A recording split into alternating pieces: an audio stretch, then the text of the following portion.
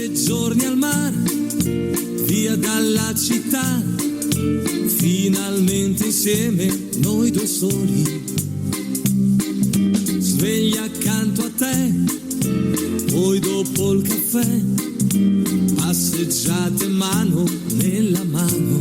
Esta no es una semana cualquiera, con Luis Antequera y Mariate Aragonés. Ricche di magia, ogni posto è buono per un bacio. Hola a todos, bienvenidos una vez más al programa Esta no es una semana cualquiera, en Radio María, donde analizamos tantos eventos históricos ocurridos a lo largo de los años, en una semana como esta que abrimos ahora con un servidor de ustedes, Luis Antequera, y Mariate Aragonés.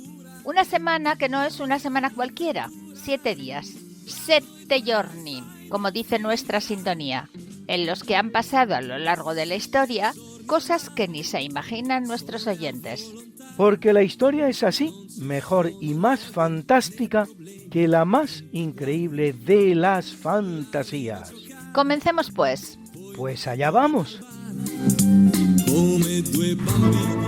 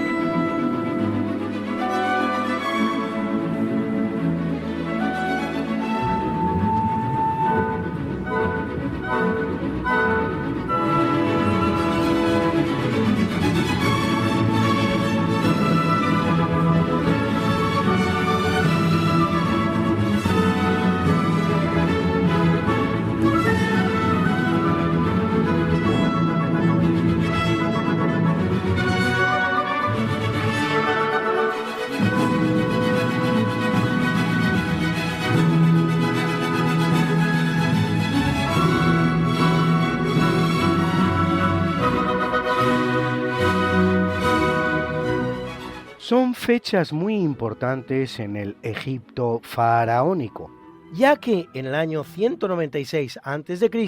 asciende al trono el faraón Ptolomeo V, casado con Cleopatra I de la dinastía tolemaica, que a partir de su general Ptolomeo deja en el país del Nilo el gran Alejandro Magno cuando lo conquista en el siglo IV a.C.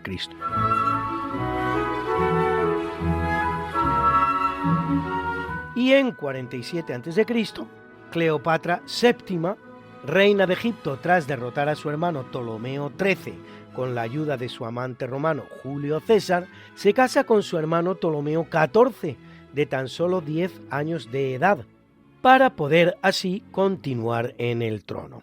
Como se ve, en el Egipto tolemaico, que viene a durar unos 3 siglos, no se rompían la cabeza con el nombre del rey. Si era hombre, Ptolomeo, que era mujer, Cleopatra.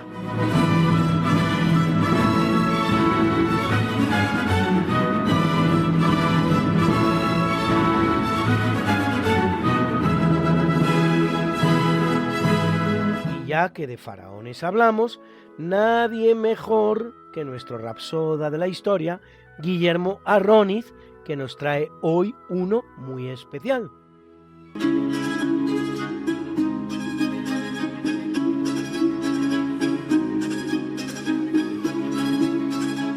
Y con nosotros, puntual a su cita, como siempre, Guillermo Arróniz y sus faraones, el rapsoda de la historia. Hola, Mariate. ¿Qué tal? ¿Cómo te ha ido la semana? Y a ti, Luis, y a vosotros, queridos oyentes. Pues aquí estamos de vuelta para seguir con nuestro imperio nuevo y con nuestra dinastía XVIII. Hoy hablaremos de Amenofis III, Vamos a dar algún salto, nos vamos a saltar algún faraón desde Tutmosis III hasta Amenofis III. Obviamente sí, nos perdemos cosas, pero no nos perdemos nada muy reseñable. Llegamos a Amenofis III por varias razones. Lo primero, tuvo un reinado largo. Lo segundo, el territorio controlado por Egipto, ya no solo su propio país, sino las áreas de influencia eran muy amplias. Había una gran paz general, lo cual permitía un gran comercio. Imagino que además durante sus años de reinado debió de haber buenas cosechas. Todo ello provocó enormes recursos por parte del rey de Amenofis III, lo que dedicó a construir. De hecho, podemos decir que después de Ramsés II, que vivió muchos más años y reinó muchos más años, es el faraón más constructor, entre otras cosas en Tebas, pero también el templo de Amón, Nubia. En Malcata construye un palacio para la gran esposa real, que es la reina Tigi, de la que hablaremos también, no hoy, pero hablaremos. En Heliópolis también construye templos. Como digo, esa influencia se mantiene desde la Quinta Catarata en el sur de Egipto, lo que hoy sería Nubia, hasta Mitanni, hasta llegar al área del imperio de Mitanni. Por lo tanto, un momento de grandísimo esplendor, es una palabra que utilizo en este poema y en alguno que leeré de la reina Ti también, de gran riqueza, aunque siempre hay, claro, algún contrapunto, y es que desde la reina Hatshepsut se había fortalecido mucho el poder de los sacerdotes de Amón. Parece ser que para contrarrestarlos, la familia real empieza a hablar de Atón, pues intentar compensar ese poder del grupo religioso de Amón, y eso acaba en lo que llaman el periodo herético de Amarna, de Amenofis IV, después llamado Akenatón. Pero ya llegaremos a ese río. De momento vamos con el gran Amenofis III.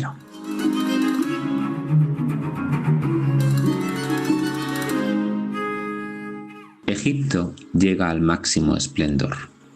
Domina hasta la Quinta Catarata. Mitanni su poder también acata. El Líbano, el Jordán y alrededor.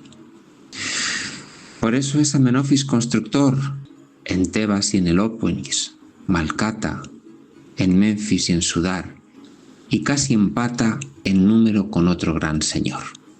La savia del comercio lo enriquece, la paz en sus dominios resplandece.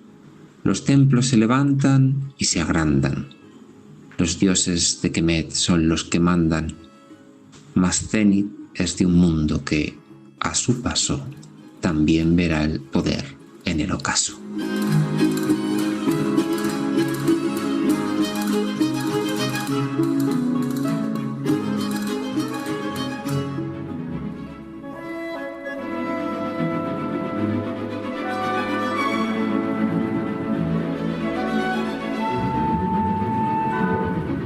Buenas noches. Hoy vamos a hacer referencia a un episodio que relata la doctora Elvira Roca Barea en su libro Ingrata Patria. Es un episodio de la historia de Roma muy curioso, pero muy desconocido para el gran público. Podríamos titularlo La revuelta femenina en Roma en el año 195 a.C.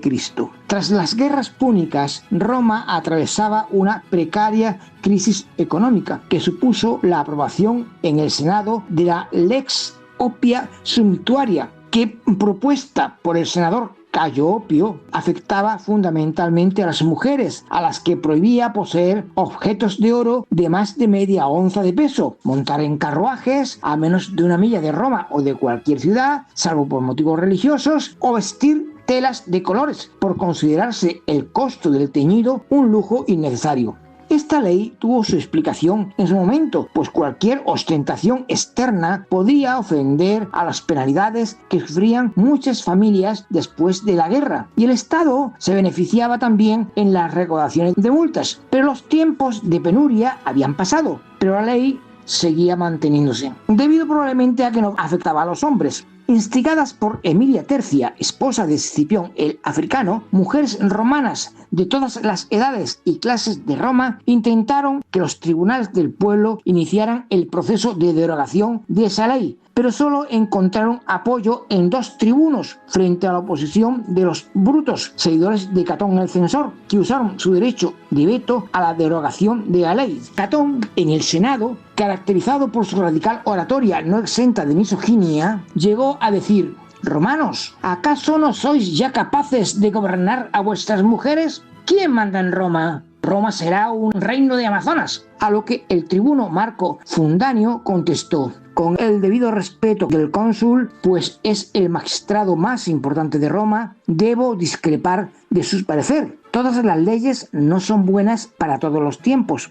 Ahora hasta los caballos y las mulas pueden salir a la calle más engalanados que nuestras mujeres». Los Brutos y Catón mantuvieron el veto a la derogación. Pero Emilia Tercia, esposa de Escipión el Africano, y otras respetables matronas encabezaron un pequeño ejército de mujeres de todas las clases sociales y edades en una manifestación por todas las calles de Roma, a la que fueron sumándose muchas mujeres llegadas desde toda la ciudad del Lacio, bloqueando la circulación por todas las calles romanas y terminando por rodear las mansiones de Junio Bruto y de Tito Junio Bruto. Al final, la ley acabó siendo derogada. Buenas noches.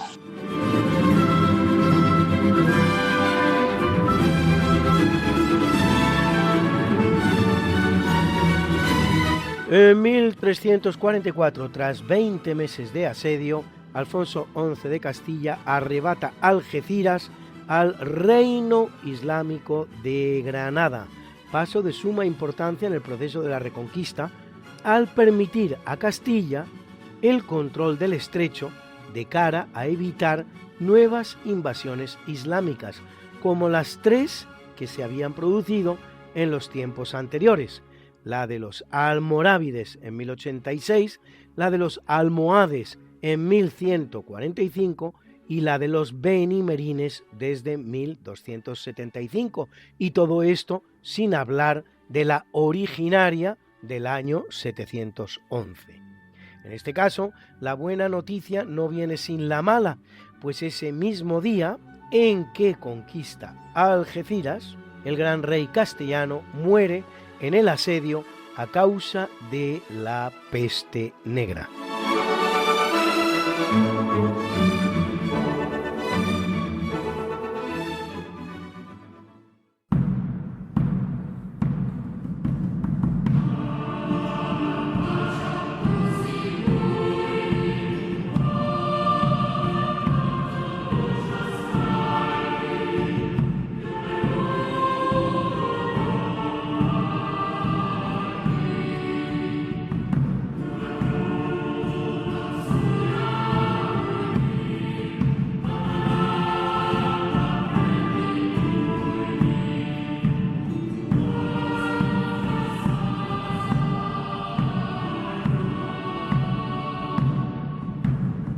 Capítulo siempre fecundo de la conquista, colonización y evangelización de América por los españoles, que va a permitir a los indígenas americanos el tránsito del Neolítico al Renacimiento en apenas 2 generaciones, un tránsito que a los europeos había costado 7.000 enteros años. En 1513 el español Juan Ponce de León descubre la Florida, a la que llama así por ser aquel un día de Pascua Florida, es decir, un domingo de resurrección, y con la Florida, lo que son hoy los Estados Unidos de Norteamérica, descubiertos por un español, por lo tanto. Puedo decirles a ustedes que estando en Italia, entré en contacto con una pareja de norteamericanos, precisamente de la Florida, a quienes conté esta historia. No daban crédito y me prometieron contársela a todos sus amigos en cuanto volvieran a casa.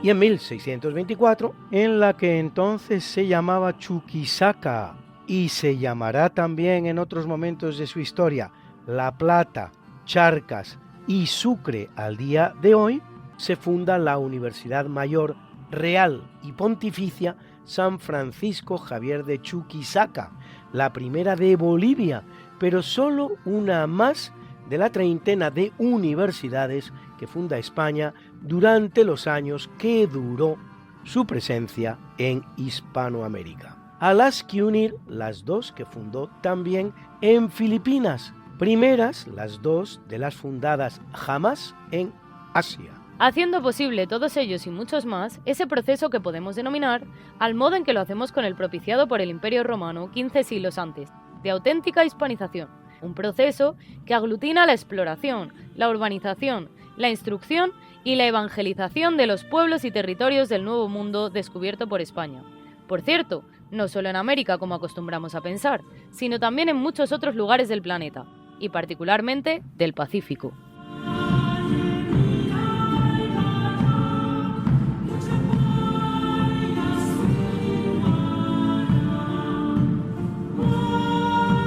Un imperio que dura 406 años, como es el español, tiene naturalmente muchas conquistas, una de las cuales es la última.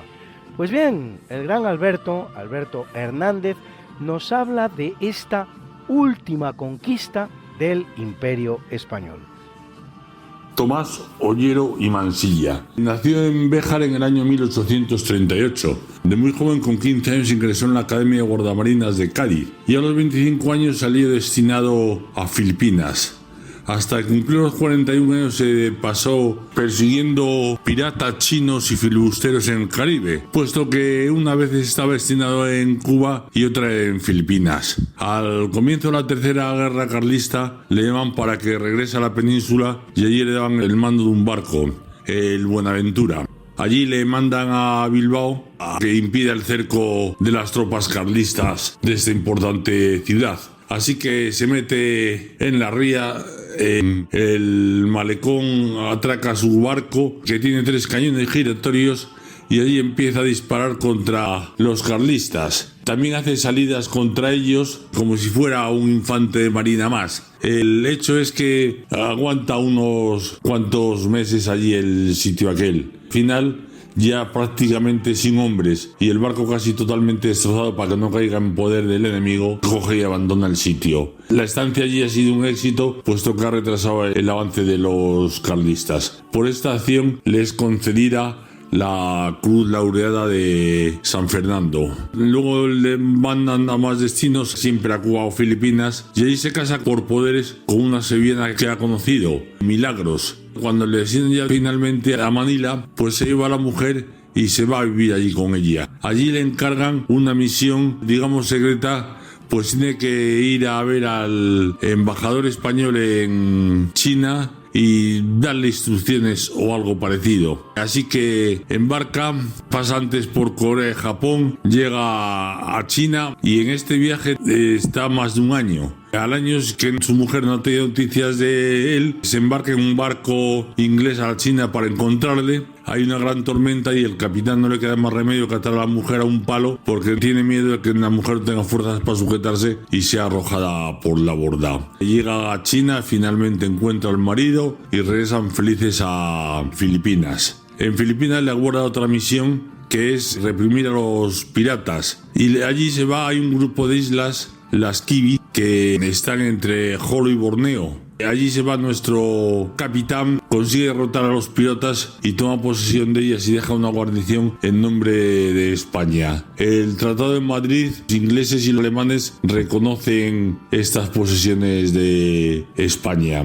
y de allí es destinado a Madrid, al ministerio, donde alcanza puestos de mucha relevancia, pero al año una enfermedad le mata con 51 años. Este es el último conquistador que ha tenido España. Era un marino culto que incluso escribió una gramática de los pueblos de allí aborígenes y era liberal, pero nunca se metió en política.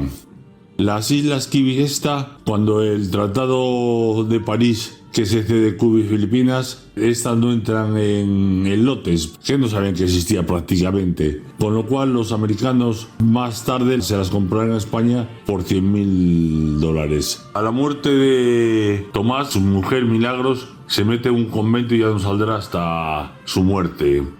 Y una anécdota, se trajo de Filipinas un mono que le llevaba por Madrid paseando con una cadena, pero un día se le escapó y el mono saltó una frutería. En la mano izquierda tenía plátanos que se iba comiendo y en la mano derecha con frutas se las arrojaba a los viandantes hasta que llegó nuestro capitán.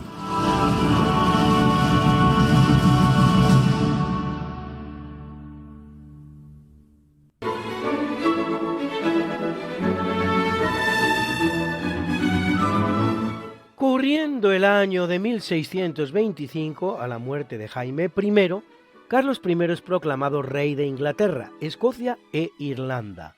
Tras enfrentarse al Parlamento e iniciarse la llamada Segunda Guerra Civil, terminará sus días decapitado el 30 de enero de 1649.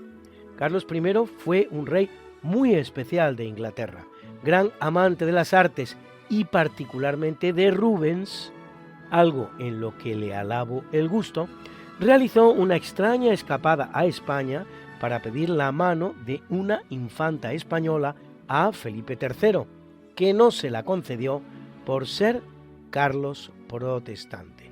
Sí se llevó como regalo de nuestro país un maravilloso caballo que, según se dice, es el ancestro primero de los llamados pura sangre ingleses y que bien podría ser, ¿por qué no?, el que cabalga el rey inglés en el maravilloso retrato ecuestre que le hace Van Dyck y se puede contemplar en la National Gallery de Londres.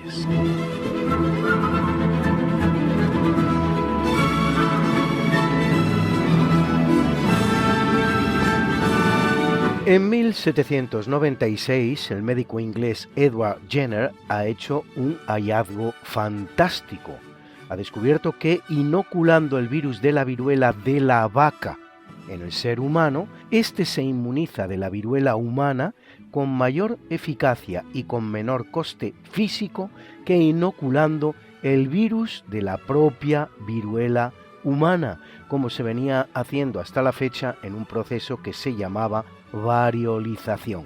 Lo ha hecho gracias a una niña que en plena epidemia de viruela en el pueblo en el que él trabaja, cuando Jenner le pregunta por qué ella no tiene viruela mientras todo el pueblo la padece de manera atroz, le responde con toda inocencia: «Porque yo ya padecí la viruela de la vaca, doctor». En Inglaterra se produce el debate. ¿Cómo es esto posible? ¿Es moral inocular a un ser humano un virus de otra especie animal? ¿Y ahora qué hacemos? A 2.000 kilómetros de distancia, dos médicos se dan cuenta del increíble potencial del descubrimiento y, superando debates estériles, se ponen manos a la obra e idean una operación descabellada, una expedición mundial de vacunación, vacunar a toda la humanidad. Un rey bonachón y pusilánime decide patrocinar y financiar el sueño. Los tres son españoles. Los médicos se llaman Javier Balmis y José Salvani.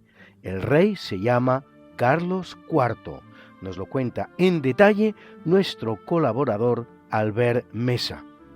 La expedición Balmis, emprendida en 1803, es uno de estos episodios que aparecen escritos para demostrar hasta dónde puede llegar la determinación humana cuando la ciencia y la compasión se dan la mano. En una España todavía marcada por las tensiones del imperio y las dificultades económicas, el médico alicantino Francisco Javier Balmis convenció a la corona de que era posible llevar la vacuna de la viruela, descubierta por Jenner apenas unos años antes, a los territorios de ultramar. No se trataba solo de un gesto sanitario, era una apuesta por la modernidad en un mundo donde la enfermedad seguía siendo una amenaza cotidiana. El mayor desafío era técnico. La vacuna no podía conservarse durante largas travesías sin perder su eficacia.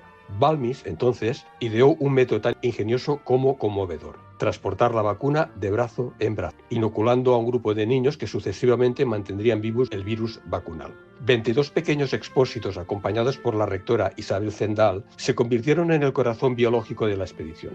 Su presencia recuerda que la ciencia, incluso en sus gestas más brillantes, se apoya a menudo en sacrificios silenciosos. La expedición partió de La Coruña y recorrió Canarias, América y Filipinas, desplegando una red de vacunación que alcanzó miles de vidas. En cada puerto, Balmis y sus colaboradores formaban a médicos locales, organizaban juntas de vacunación y dejaban instrucciones para asegurar la continuidad del proyecto. La empresa tuvo algo de epopeya ilustrada, un intento de extender los beneficios de un descubrimiento científico más allá de las fronteras, lenguas y sistemas políticos. En paralelo, una rama dirigida por José Salvani se integró en territorios andinos y amazónicos, enfrentándose a enfermedades, accidentes y un clima implacable.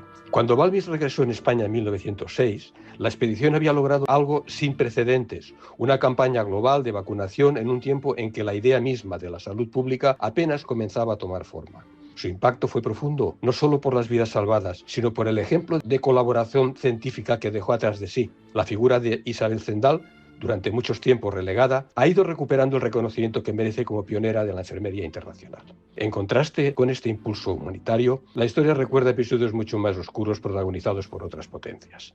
Mientras España organizaba una misión científica para llevar la vacuna de la viruela a miles de personas, en territorios bajo dominio británico se documentaron prácticas como la distribución de mantas infectadas con viruela a comunidades indígenas, utilizadas como arma biológica para diezmar poblaciones enteras. Esta yuxtaposición subraya hasta qué punto la ciencia puede ponerse al servicio de la vida o de la destrucción, según la ética que guíe a quienes la manejan. Hoy, la expedición Balmy se contempla como una de las grandes aventuras científicas de la historia. No fue una empresa perfecta, ninguna lo es, pero sí un testimonio de la audacia intelectual y del compromiso humano. En un mundo que sigue enfrentándose a epidemias, su memoria nos recuerda que la ciencia avanza cuando se combina con la voluntad de proteger a los más vulnerables.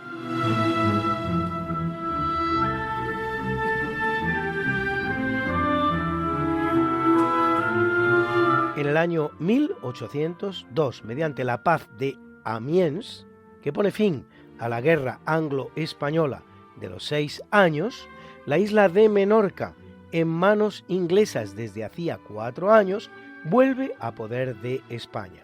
España había perdido la isla de Menorca en 1763, en la llamada Guerra de los 7 años, que en realidad para España solo es la Guerra de los 2 años, porque los otros 5 años lo que ocurre es que están guerreando Inglaterra y Francia. Pero la había recuperado en 1783, al final de la guerra anglo-española de los 4 años, que representa para Inglaterra una tremenda paliza, fruto de la cual pierde las 13 colonias norteamericanas a las que ayuda a España, la Florida a manos de España y, como ya se ha dicho, Menorca también a manos de España. Si bien en 1798 consigue recuperarla temporalmente para perderla de nuevo en 1802 por el Tratado de Amiens.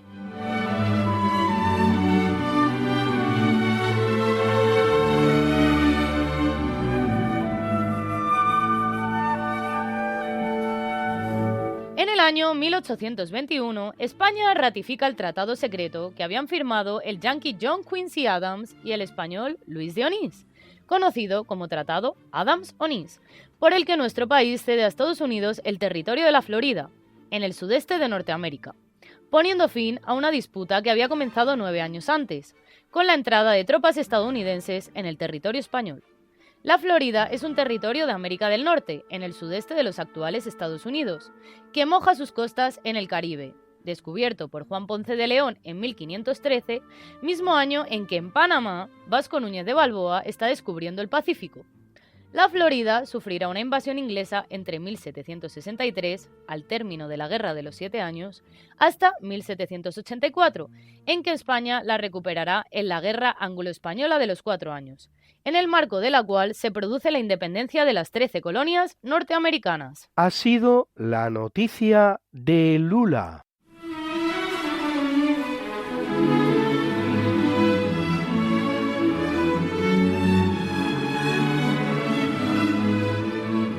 Corriendo el año de 1854, Francia y Reino Unido, Turquía y Cerdeña declaran la guerra a Rusia.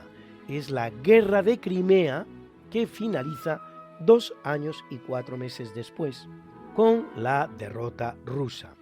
El verdadero objetivo de la guerra es debilitar a una Rusia que no para de crecer precisamente a costa de los turcos, pero esa alianza se desvanecerá muy pronto y al final de la Primera Guerra Mundial, apenas 63 años después, vemos a gabachos y brituchis repartirse el imperio turco sin ningún decoro, no dejando de él ni las raspas y disolviéndolo completamente. La guerra de Crimea deja un tremendo balance de víctimas, 650.000 en total, producto no solo de las hostilidades, sino también de una terrible epidemia de cólera que la acompañó, como tantas veces ocurre en las guerras, por cierto, el venir acompañadas de alguna epidemia. En el ámbito del conflicto destaca también la gran figura de Florence Nightingale, enfermera inglesa que revolucionará las técnicas de enfermería, pero que no es ni mucho menos, como acostumbra a decirse con excesiva ligereza, la fundadora de dicha ciencia de la enfermería, honor que debe atribuirse con toda justicia al hispano-portugués San Juan de Dios.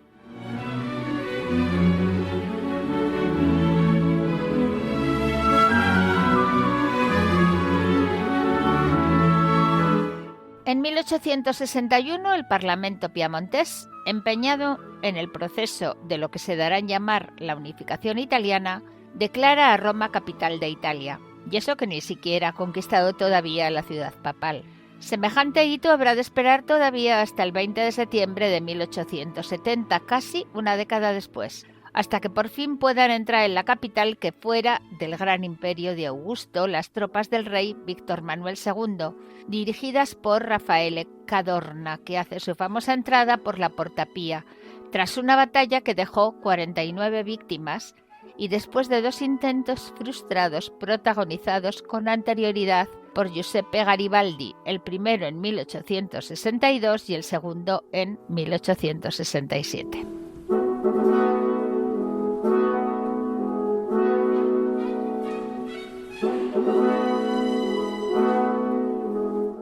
En 1886, en Estados Unidos, el jefe apache Jerónimo, nacido Goyalé en su lengua chiricahua natal, y por cierto, católico y hablante de español, gracias a la labor de evangelización y colonización que España llevaba varios años desarrollando en el oeste del territorio de América del Norte, escapa junto con 30 compañeros apaches hacia su tierra natal en Arizona, donde retomará la lucha hasta ser capturado de nuevo 9 meses después y recluido en la prisión de Fronteras, en el estado mexicano de Sonora, donde existe hoy un museo sobre su persona y en la que permanecerá 3 años, hasta que es trasladado a una reserva india en Oklahoma, donde morirá a la edad de 79 años, no sin ser expuesto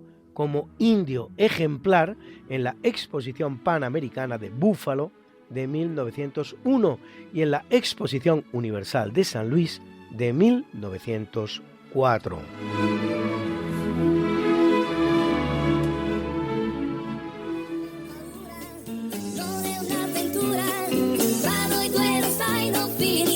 Que quieres volvernos a escuchar porque no puedes esperar hasta la próxima semana, que te perdiste un programa y no te lo perdonas, que quieres mandarle el programa a un amigo tuyo al que sabes que le va a gustar. No te preocupes, todo tiene solución. ¿Conoces nuestro podcast? Introduce en la red Podcast Radio María, esta no es una semana cualquiera, y entrarás en el mundo mágico de la historia, con todos los programas que hemos emitido hasta la fecha. Miles y miles de minutos de historia de la buena, contada con honestidad, con rigor, de manera escueta y entretenida.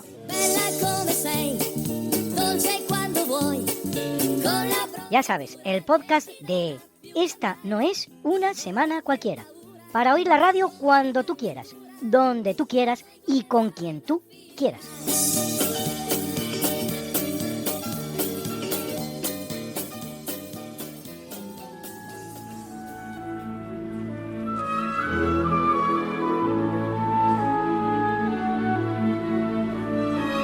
En 1945, con Alemania al borde del colapso y a 5 meses del final de la Segunda Guerra Mundial, el presidente Juan Domingo Perón, en nombre de la Argentina, declara la guerra a las potencias del Eje, una declaración retórica no exenta de oportunismo, pues no solo es, como se ve, sumamente tardía, y cuando las potencias del Eje están a punto de ser derrotadas, sino que tampoco irá acompañada de acción militar alguna.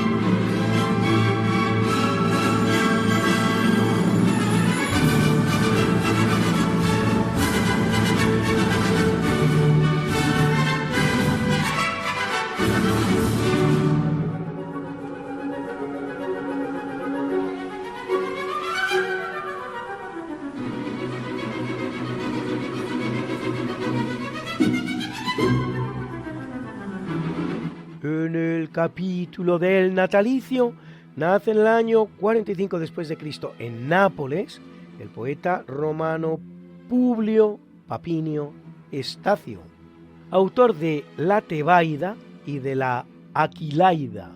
Perteneciente a la clase ecuestre, vale decir de la nobleza, al perder su padre la fortuna, perdió también su condición ecuestre. Él marcha a Roma, donde vive de declamar en público y conoce a Claudia, una rica viuda con la que casa y, a falta de hijos, educa a un esclavo. Destacó en la corte del emperador Domiciano.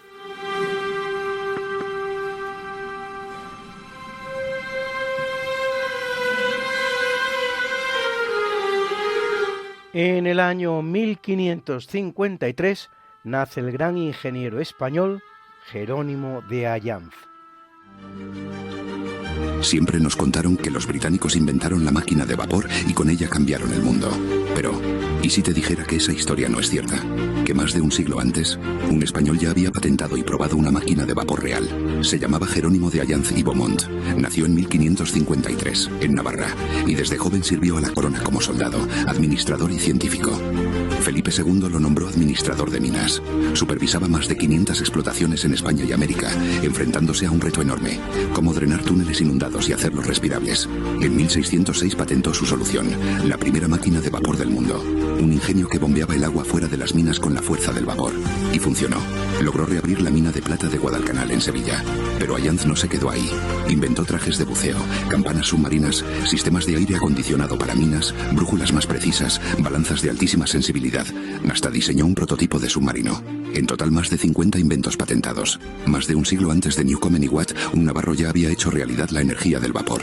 Pero con tal de desprestigiar a España mediante la leyenda negra, toda la gloria se la llevaron los ingleses. Jerónimo de Allanz en 1606. España, la primera máquina de vapor. Cancela la leyenda. Comparte la verdad. Ha sido una noticia del canal de YouTube Cancela la leyenda.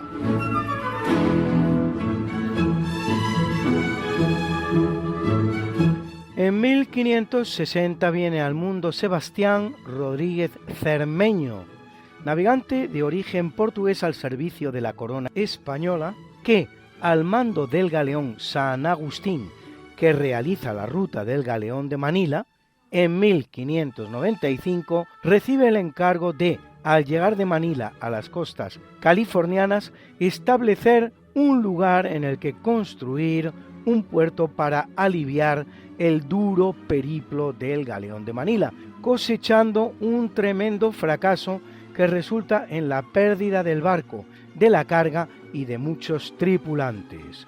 Con los restos del barco se construye otro que a duras penas consigue llegar a destino en Acapulco, pero sin conseguir identificar ese lugar en el que hacer parada. Como se sabe, el Galeón de Manila era el barco que viajaba de Manila a Acapulco en la costa pacífica de México, cargado de mercancías chinas y asiáticas en general, y volvía de nuevo desde Acapulco, cargado principalmente de plata, para pagar las mercancías. Desde Manila, la corriente del Kuroshibo o viento negro llevaba el barco justo hasta las costas californianas, desde donde, haciendo navegación de cabotaje, llegaba a destino en Acapulco.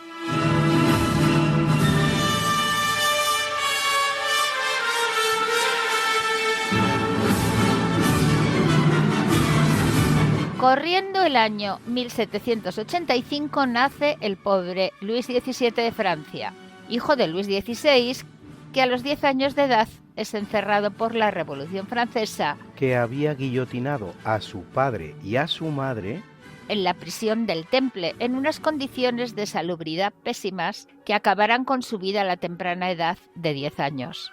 Después de haber pasado por todo tipo de humillaciones y penalidades, entre otras la de ocultársele la muerte de sus padres y hacerle creer que estos lo habían abandonado absolutamente desinteresados por su persona. Las cosas que ocurrieron en la Revolución Francesa no tienen justificación alguna, ni aún aceptando, lo que es mucho aceptar, que sus consecuencias fueran benéficas para la humanidad.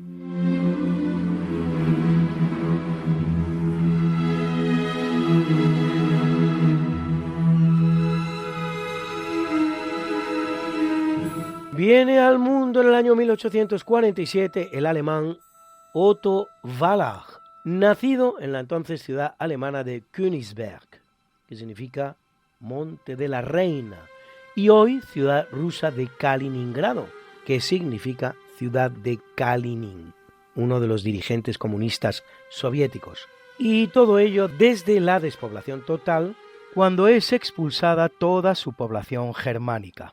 No deja de llamar la atención que, a pesar de haberse descomunistizado muchos de los nombres rusos con la caída del telón de acero, así por ejemplo Leningrado, que recupera su nombre original de San Petersburgo, la ciudad de Kaliningrado siga llamándose en honor de un prócer bolchevique. Un Wallach que centra sus estudios en el campo de los perfumes y los aceites, y que en 1910 recibe el Nobel de Química por su contribución al desarrollo de la química orgánica e industrial.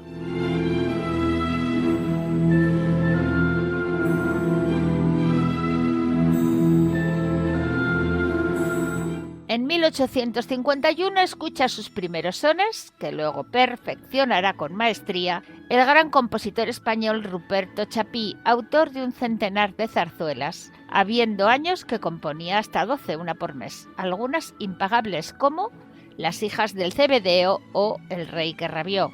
El preludio de su zarzuela La Revoltosa viene acompañando hoy este natalicio.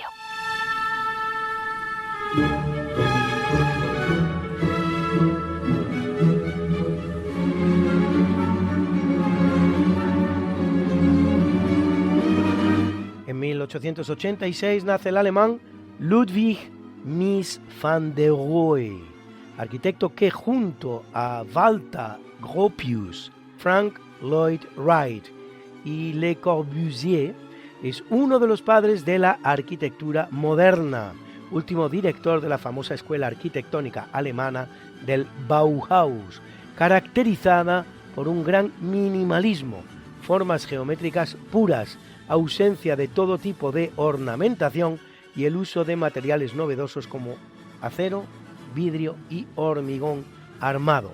Una arquitectura de una extremada sencillez, sin concesión alguna a la belleza.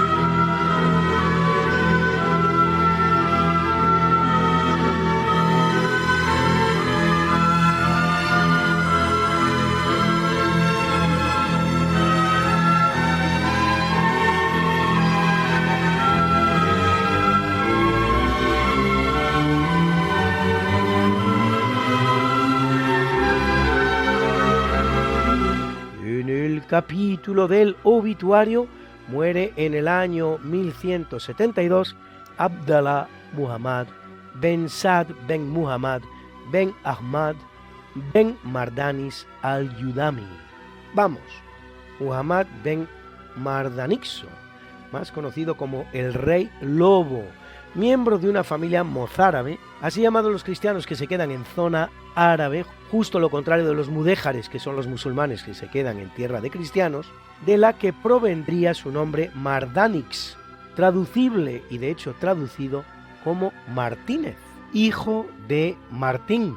Se trata de un rey de Murcia que de hecho es musulmán, pero muy cristianizado, el cual defendió su reino exitosamente de sus correligionarios almohades que, provenientes del norte de África, donde habían derrotado a los almorávides, cruzan el estrecho de Gibraltar para invadir la península ibérica.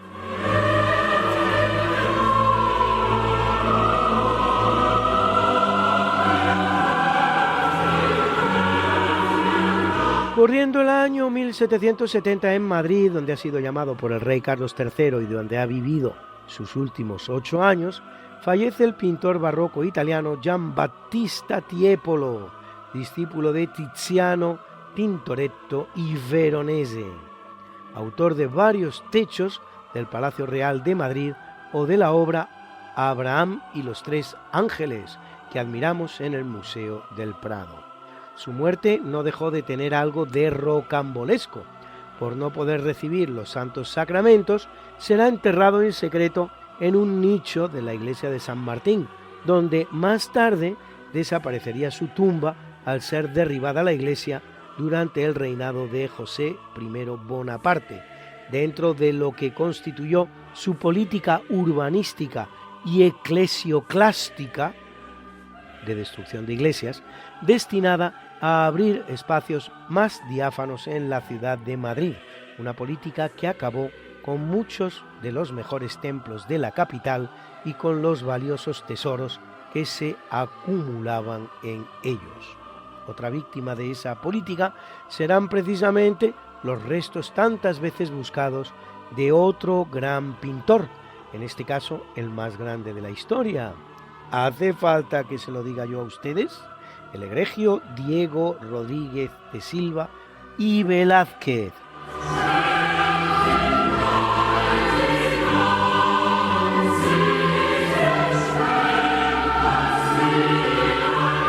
En 1960 muere Gregorio Marañón, gran médico español que durante 40 años dirigió la cátedra de endocrinología del Hospital Central de Madrid, académico de nada menos que 5 academias, se dice pronto: la RAE, la de Historia, la de Bellas Artes, la de Medicina y la de Matemáticas, y reconocido ensayista y escritor, autor de obras como Don Juan, ensayo sobre el origen de su leyenda, Amiel, un estudio sobre la timidez, o ensayo biológico sobre Enrique IV de Castilla y su tiempo. Marañón es uno de los más caracterizados partidarios de la Segunda República Española, que acogió con tal entusiasmo que incluso aportó su casa para muchas de las reuniones previas a la proclamación republicana. De hecho, sin embargo, en las postrimerías de la República se tuvo que esconder en la Embajada de Polonia en Madrid, de donde huyó hacia Viena, temiendo que sus hermanos republicanos acabaran con su vida. De los republicanos escribió en carta a Pérez de Ayala en 1939. Horroriza pensar que esta cuadrilla hubiera podido hacerse dueña de España.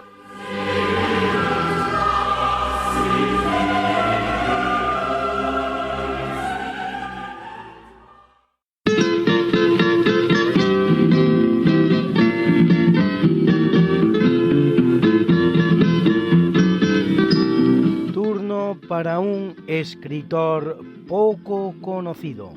Nos lo cuenta Alberto Hernández, el gran Alberto. Cántale al viento, porque vuelan mis cantares, y digo lo que... Luis Astrana Marín fue un escritor orconquense que nació en el año 1889 en Villaescusa de Haro. Fue al colegio a los 4 años y se decía que a los 10 años ya traducía perfectamente a los clásicos, o sea, el latín y el griego.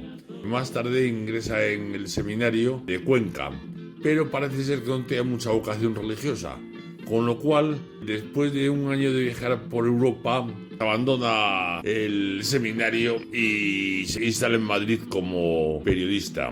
Aparte de los idiomas ya citados, latín y griego, habla perfectamente inglés, francés, italiano y portugués. Escribe en periódicos.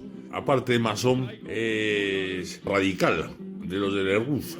Este se enfrenta con todos, con los curas, a los que acusa de todo lo que se puede acusar, o al menos insinúa, y más. Con la generación del 27 que estaba en España, dice que son unos farsantes y unos pantoches. Acusa a distintos escritores y con razón de haber plagiado obras de distintos autores olvidados o desconocidos. Y bueno, él se dedica a estudiar, no sale prácticamente de las bibliotecas. Los escritores estos dichos pues están todos contra él y le hacen el vacío. Él escribe una obra monumental que ha sido muchas veces copiada, que es la traducción al castellano de William Shakespeare, pero a diferencia de otros que la traducían en verso, este la traduce en prosa. Su otro apasionado amor literario es Don Miguel de Cervantes. Escribe Vida ejemplar y heroica de Miguel de Cervantes. Este libro le cuesta más de 12 años. Son 4.000 páginas. Hay 1.400 documentos inéditos que aporta. Es el 90% la documentación sobre Cervantes. También hay otros autores a los que se dedica, como Quevedo, que hace una vida tormentosa a Quevedo, y de Lope de Vega. Es el primer autor español que a la muerte de Menéndez Pelayo propone para la Real Academia a doña Emilia Pardo Bazán y desmonta las teorías de los otros de que solo es para mujeres, diciendo que ha habido antes otra academia que es Isidra de Guzmán. Y también pone un ejemplo más. Dice que Madame Curie va a ser elegida para la Academia Francesa, que por qué no elegimos nosotros a la Pardo Bazán y nos adelantamos en el tiempo a los franceses. El resultado ya es bien conocido por todos ustedes. Vivió pobremente, austeramente y enfrentado con todo el mundo. Para terminar, unas palabras que dijeron sobre él una peruana en su entierro. Áspera España, dura España, ingrata España. Tiene algún monumento y un colegio público llevó su nombre mientras estaba construyendo porque coincidió con su muerte. Pero en cuanto pasó lo de su muerte, pues ya le cambiaron el nombre. Esto es todo y buenos días.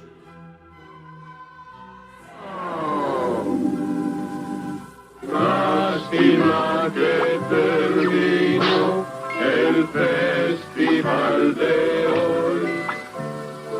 Pronto volveremos con más diversiones.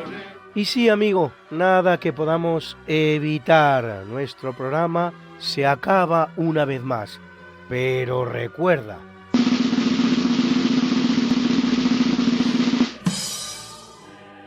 lo contrario de la leyenda negra antiespañola no es la leyenda rosa. Lo contrario de la leyenda negra antiespañola es la historia.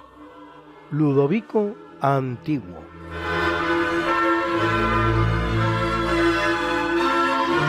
Y de igual manera que hacemos siempre, presentamos a continuación y para terminar la mucha buena y variada música que nos ha acompañado una vez más. Y hoy en el tercio de eventos hemos escuchado la cuarta sinfonía Italienische o italiana de Félix Mendelssohn Bartholdy, interpretada por la Orquesta Sinfónica de Radio Frankfurt, dirigida por Paavo Järvi. Y en el natalicio el preludio de la zarzuela La Revoltosa de Ruperto Chapí, en la versión que hacía la orquesta Voces para la Paz que dirigía Enrique García Asensio. Y en el obituario La Pasión según San Mateo BWV 244 era su coro inicial Kommt ihr Töchter, helft mir klagen de Johann Sebastian Bach, en la interpretación que hacían el Wiener Singverein, el Chor de Deutschen Oper Berlin, el Nabenstimmen de Staats- und Domchores de Berlín y la Berliner Philharmónica, dirigidos todos ellos por Herbert von Karajan.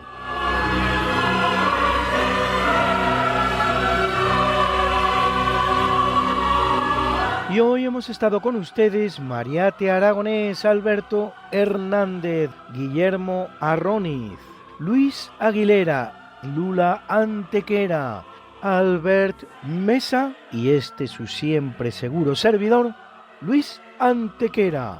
Que hagas mucho bien y que no recibas menos.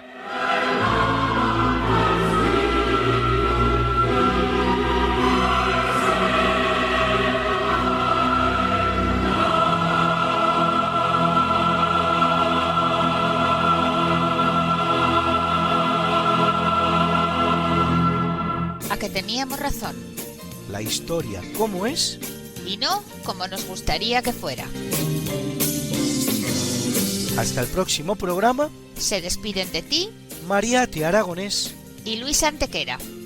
Pero yo te veo muy pronto en el programa de Javier Ángel Ramírez, Diálogos con la Ciencia, el jueves a las 12 de la noche, o lo que es lo mismo, el viernes a las 0 horas, con nuevos episodios de nuestra apasionante historia. No te lo pierdas. Les hemos ofrecido en Radio María Esta no es una semana cualquiera, con Luis Antequera y Mariate Aragonés. No finirá.